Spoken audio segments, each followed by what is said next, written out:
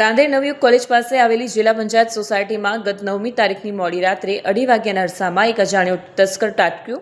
આ તસ્કર સોસાયટીની પાછળના ભાગે આવેલી વાડકુદીની અંદર પ્રવેશ્યો। આશ્ચર્યની વાત એ છે કે આ ચોર લૂંટના ઈરાદે નહીં પણ માત્ર બૂટ ચપ્પલ ચોરવા માટે આવ્યો હોય તેવું લાગી રહ્યું છે।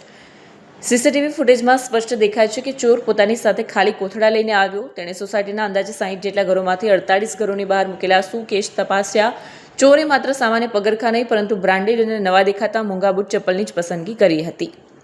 જૂના અને સામાન્ય પગરખા તેણે ત્યાં છોડી દીધા। માત્ર 1 કલાકના સમયગાળામાં તેણે 2 મોટા કોથળા ભરીને બૂટની ચોરી કરી અને રફુચક્કર થઈ ગયો।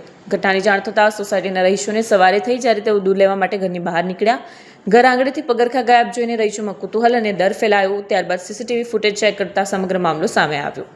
આ ઘટના અંગે સોસાયટીના રહીશોમાં રોષ જોવા મળી રહ્યો છે। જોકે આ મામલે પોલીસમાં સત્તાવાર રીતે કોઈ ફરિયાદ નોંધાવવામાં નથી આવી। રહીશોએ હાલ પૂરતું સીસીટીવી ફૂટેજ જાહેર કરીને અન્ય સોસાયટીના લોકોને સાવધ રહેવા અપીલ કરી છે।